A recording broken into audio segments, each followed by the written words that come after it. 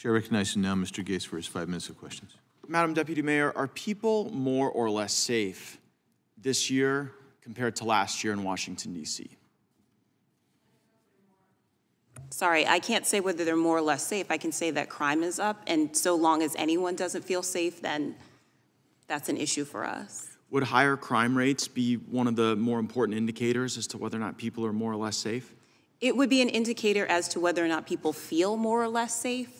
So it's something that we certainly look at in determining that. I don't know. I think people could feel unsafe even if they were safe, but this doesn't seem to be a delusion, right? The cases of sexual assault rose 111% over the course of a year. Homicides increased by 38%. Motor vehicle thefts doubled, increasing 106%. Instances of arson over 125%, and carjackings by 55%. Why do you think that is?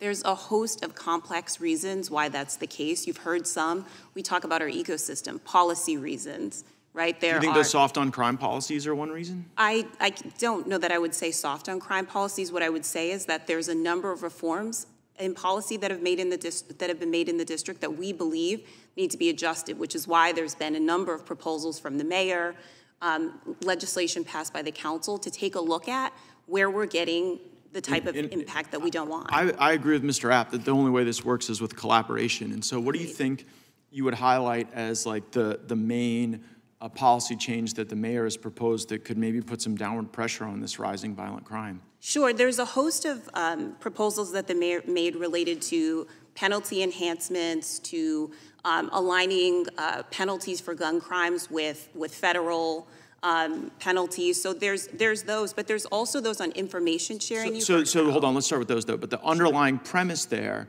is that enhanced punishment can have a deterrent effect and reduce crime, right?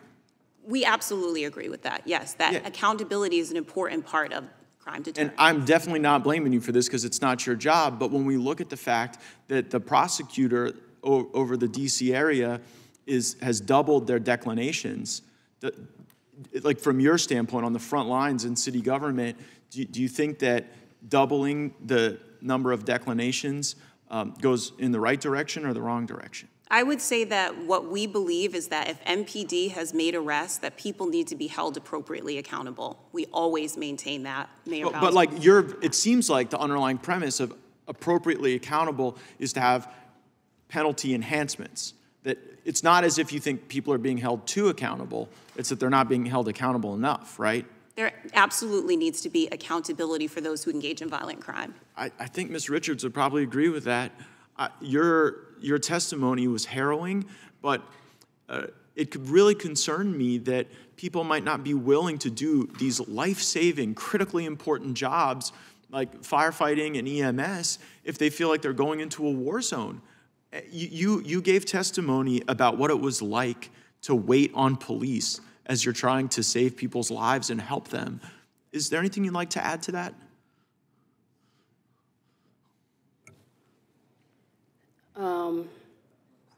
I mean, that's the state that we're in right now. You know, I mean, I've waited in excess of 20 minutes before to try to get MPD on scene for a violent call. What do you do for 20 minutes? We stage and we wait because at this point, we're no longer going in, we're not going to those scenes. And what happens to the people that need your help? Therefore, the citizens are not getting treated, right?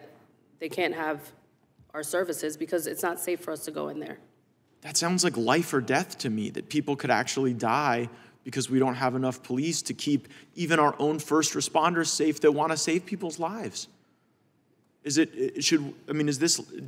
you been confronted with these type of life or death situations where people can't get the care they need because you're waiting for firepower and cover to be able to go help people? I can say that yes, there's been times where we have to wait.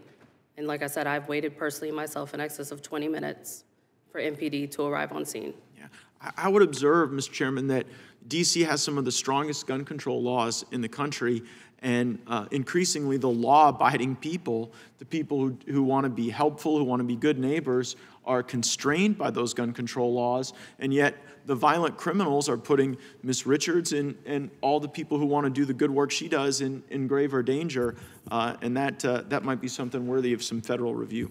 I yield back. Gentleman yields, chair recognizes